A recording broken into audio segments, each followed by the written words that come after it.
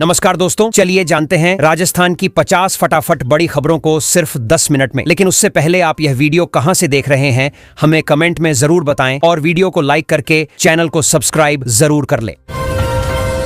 बारिश आने से पहले राजस्थान में मौसम ने अचानक करवट ले ली है। पश्चिमी विक्षोभ के असर से प्री मानसून गतिविधियां तेज हो गई हैं। आने वाले दिनों में बादल गरजने के साथ हल्की बारिश की संभावना बढ़ गई है, जिससे लोगों को भीषण गर्मी से राहत मिलने की उम्मीद है और मौसम सुहावना होता नजर आ रहा है।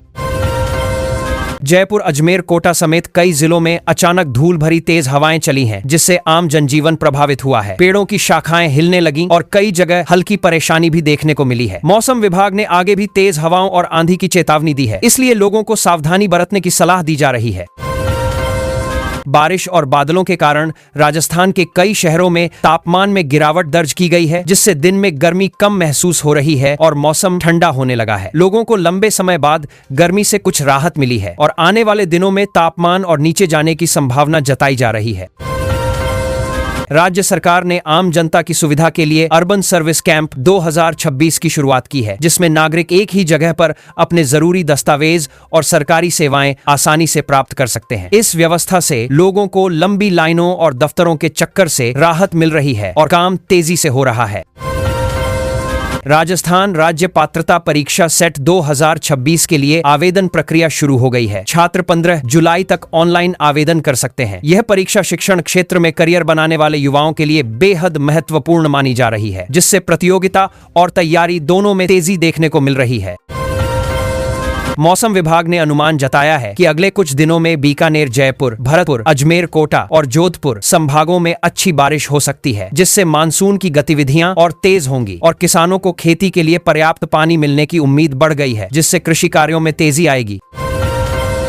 मानसून की हलचल के बीच भी फलौदी में तापमान 42.8 डिग्री सेल्सियस दर्ज किया गया है, जिससे साफ है कि कुछ इलाकों में गर्मी अभी भी बरकरार है। हालांकि मौसम बदलने के संकेत मिल रहे हैं और आने वाले दिनों में यहां भी तापमान में गिरावट आने की संभावना जताई जा रही है।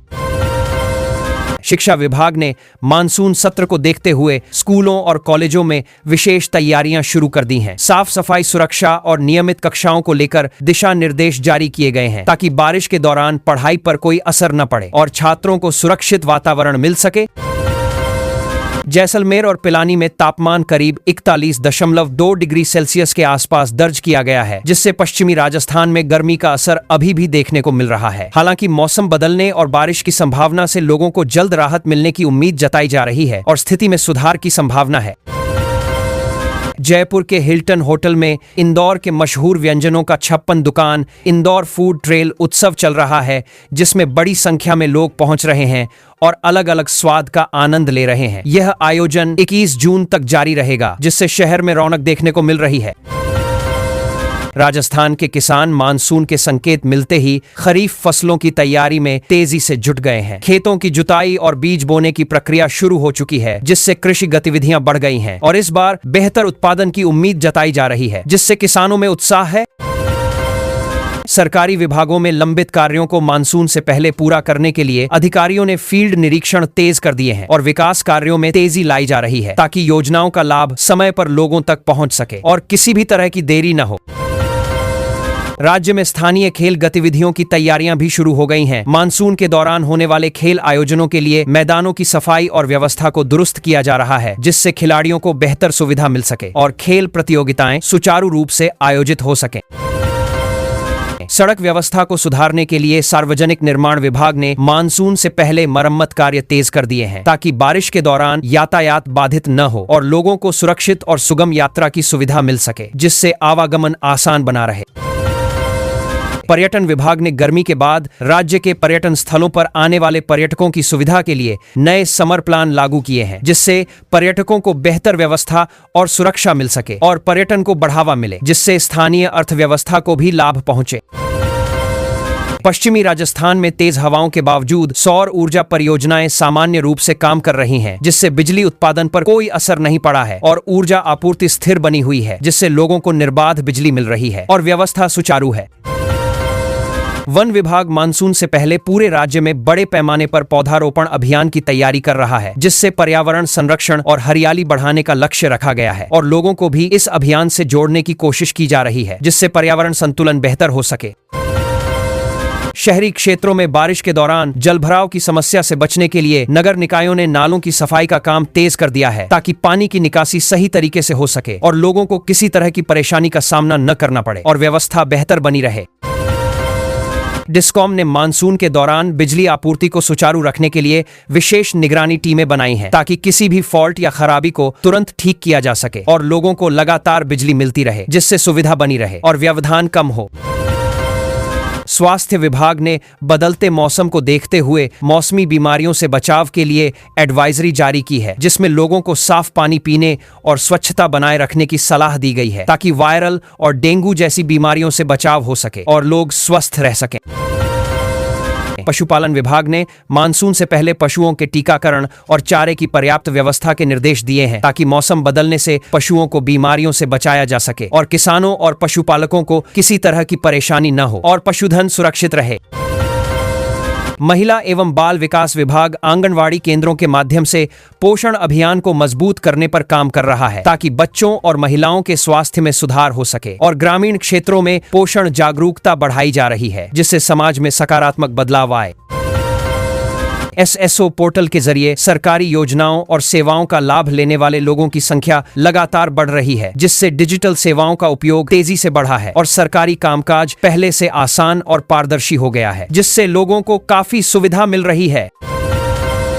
राज्य में मानसून के दौरान लोक कला महोत्सवों की तैयारी शुरू हो गई है और कलाकारों के चयन की प्रक्रिया जारी है, जिससे राजस्थान की सांस्कृतिक विरासत को बढ़ावा मिलेगा और लोगों को पारंपरिक कला और संस्कृति देखने का अवसर मिलेगा, जिससे सांस्कृतिक गतिविधियां बढ़ेंगी। मानसून की आहट के साथ ही राजस्थान के बाजारों में कूलिंग गैजेट्स और सावन से जुड़ी वस्तुओं की बिक्री बढ़ गई है, जिससे व्यापारियों को अच्छा लाभ मिल रहा है और लोग भी मौसम के अनुसार खरीदारी कर रहे हैं, जिससे बाजारों में रौनक बढ़ गई है।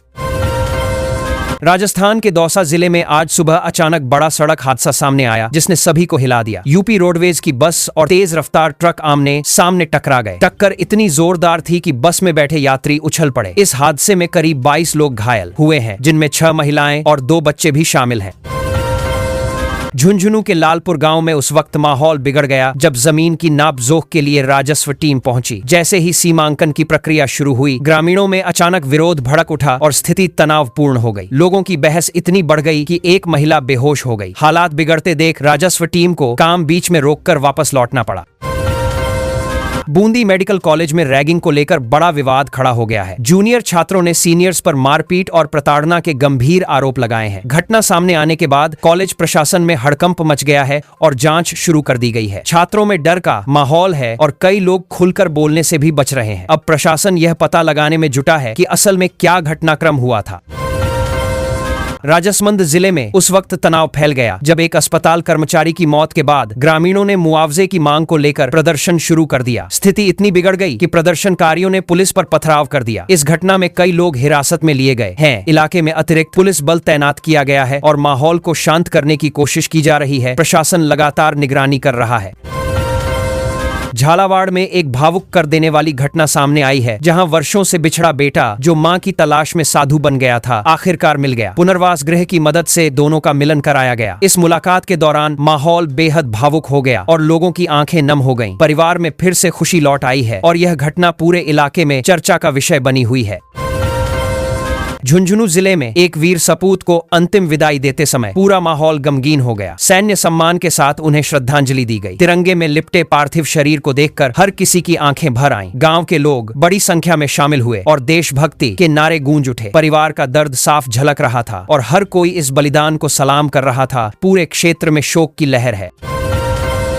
जयपुर में एक फिल्म भारत भाग्य विधाता को देखने के बाद लोगों में इसे टैक्स फ्री करने की मांग उठने लगी है। दर्शकों का कहना है कि फिल्म में समाज और देश से जुड़े महत्वपूर्ण संदेश हैं। इसको लेकर अब राजनीतिक और सामाजिक हलकों में चर्चा शुरू हो गई है। लोग सरकार से इस पर विचार करने की मांग कर रहे हैं ताकि ज्यादा से ज्यादा लोग इसे देख सकें और संदेश समझ सकें।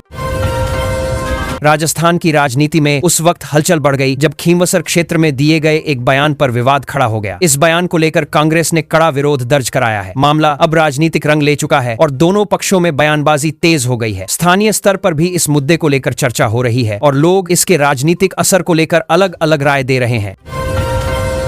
राजस्थान में एक विधायक की डिग्री को लेकर बड़ा विवाद सामने आया है। बताया जा रहा है कि उन्होंने एक ही साल में 3 अलग-अलग राज्यों से बा की डिग्री प्राप्त की। इस मामले की जांच एसओजी कर रही है और उनकी सदस्यता पर भी सवाल उठने लगे हैं। यह मामला अब गंभीर रूप ले चुका है और राजनीतिक हलकों में चर्चा का विषय बना हुआ है। आगे इसकी जांच और तेज होने की संभावना है। उदयपुर के कन्हैयालाल हत्याकांड का मामला एक बार फिर सुर्खियों में आ गया है, जब उनके बेटे ने न्याय की मांग दोहराई। परिवार का कहना है कि उन्हें अब तक पूरी तरह इंसाफ नहीं मिला है। इस मामले को लेकर फिर से चर्चा तेज हो गई है और लोग न्यायिक प्रक्रिया पर सवाल उठा रहे हैं। पीड़ित परिवार लगातार सरकार से कार्रवाई की उम्मीद लगाए बैठा है और न्याय की मांग कर रहा है। पूर्व जलदाय मंत्री महेश जोशी के बेटे की याचिका को हाई कोर्ट ने खारिज कर दिया है। इस फैसले के बाद कानूनी लड़ाई में उन्हें बड़ा झटका लगा है। मामला लंबे समय से चर्चा में था और अब अदालत के इस निर्णय के बाद आगे की राह और कठिन हो गई है। इस फैसले को लेकर राजनीतिक और कानूनी हलकों में भी प्रतिक्रिया देखने को मिल रही है। बीकानेर में एक दर्दनाक सड़क हादसा सामने आया, जहां श्रद्धालुओं से भरी टेम्पो ट्रैवलर दुर्घटनाग्रस्त हो गई। इस हादसे में 3 लोगों की मौत हो गई है, जबकि कई घायल बताए जा रहे हैं। घटना के बाद इलाके में अफरा तफरी मच गई और राहत कार्य शुरू किया गया। घायलों को अस्पताल पहुंचाया गया है और पुलिस मामले की जांच कर रही है कि हादसा कैसे हुआ। शिक्षा क्षेत्र से जुड़ी बड़ी खबर में रीनीट ऊग 2026 परीक्षा को लेकर समय में बदलाव किया गया है। परीक्षा अवधि में 15 मिनट की बढ़ोतरी की गई है और प्रश्न पत्र की बुकलेट में भी कुछ बदलाव किए गए हैं। इस निर्णय के बाद छात्रों में मिली जुली प्रतिक्रिया देखने को मिल रही है। अब छात्र नई व्यवस्था के अनुसार अपनी तैयारी को और मजबूत करने में जुट गए हैं।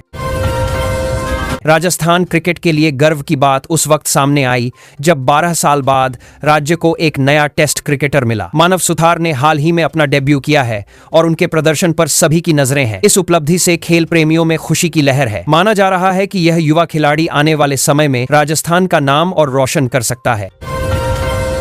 झुंझुनू के लीखवा गांव में अचानक तेज आंधी के बाद बिजली व्यवस्था बुरी तरह प्रभावित हो गई। हाई वोल्टेज करंट आने से कई घरों में इलेक्ट्रॉनिक सामान जलकर खराब हो गए। एक घर में बिस्तर में आग लगने की घटना भी सामने आई है, जिससे परिवार दहशत में आ गया। इस दौरान एक महिला को करंट लगने की जानकारी भी मिली है। पूरे इलाके में बिजली संकट गहरा गया है और लोग लगातार नुकसान की शिकायत कर रहे हैं। विभाग जांच में लगा है। आपको राजस्थान की राजनीति में हलचल उस समय बढ़ गई जब कांग्रेस नेता राहुल गांधी के दौरे को लेकर बड़ी जानकारी सामने आई। बताया गया है कि वे 17 जून को कोटा पहुंचेंगे और वहां छात्रों के साथ सीधा संवाद करेंगे। इस कार्यक्रम को लेकर छात्रों में उत्साह देखा जा रहा है। माना जा रहा है कि शिक्षा और रोजगार से जुड़े मुद्दों पर चर्चा हो सकती है, जिससे स्थानीय स्तर पर राजनीतिक माहौल भी काफी सक्रिय हो गया है।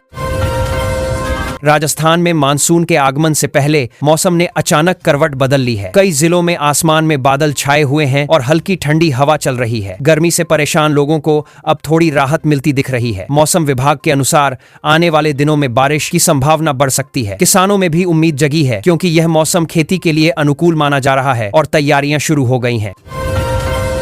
कोटपूतली बहरोड क्षेत्र में पुलिस को बड़ी सफलता उस वक्त मिली जब एक लंबे समय से फरार इनामी बदमाश को गिरफ्तार कर लिया गया। आरोपी के पास से हथियारों का जखीरा भी बरामद हुआ है। बताया जा रहा है कि यह बदमाश बुटेरी फायरिंग कांड से जुड़ा हुआ है और पिछले कई मामलों में वांछित था। पुलिस अब उससे पूछताछ कर रही है ताकि उसके नेटवर्क और अन्य साथियों तक पहुंचा जा सके। जांच तेज कर दी गई है। जयपुर के हरमाड़ा थाना क्षेत्र से एक बेहद दर्दनाक और चौंकाने वाली घटना सामने आई है। यहां 4 साल की मासूम बच्ची की हत्या का मामला सामने आने से इलाके में सनसनी फैल गई। जांच के दौरान पड़ोस की एक महिला के घर से बच्ची का शव बरामद हुआ है। इस घटना ने पूरे इलाके को झकझोर दिया है और लोग सदमे में हैं। पुलिस मामले की गहराई से जांच कर रही है और हर एंगल से छानबीन जारी है। कोटा में महंत देवानंद महाराज की हत्या के मामले ने अब नया मोड़ ले लिया है। इस केस में पुलिस ने मास्टरमाइंड बताए जा रहे वकील संतोष राय को गिरफ्तार कर लिया है। इस गिरफ्तारी के बाद पूरे मामले की परतें खुलने लगी हैं। पुलिस का कहना है कि हत्या की साजिश काफी पहले से रची गई थी। अब पूछताछ के जरिए बाकी आरोपियों तक पहुंचने की कोशिश की जा रही है और जांच तेजी से आगे बढ़ रही है।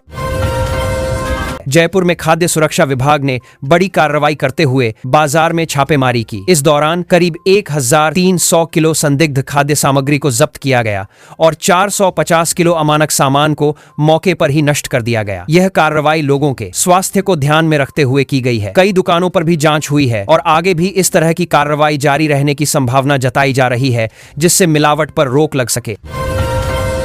जयपुर के हीरापुरा जीएसएस में उस वक्त अफरा तफरी मच गई जब अचानक बिजली सप्लाई बाधित हो गई। यह घटना एक बड़े कार्यक्रम के दौरान हुई जिससे व्यवस्था पर सवाल उठने लगे। मामले में बिजली विभाग ने कार्रवाई करते हुए 2 कर्मचारियों को तत्काल निलंबित कर दिया है। शुरुआती जांच में लापरवाही की बात सामने आई है। अब विभाग यह पता लगाने में जुटा है कि आखिर तकनीकी खराबी थी या मानवीय चूक हुई थी।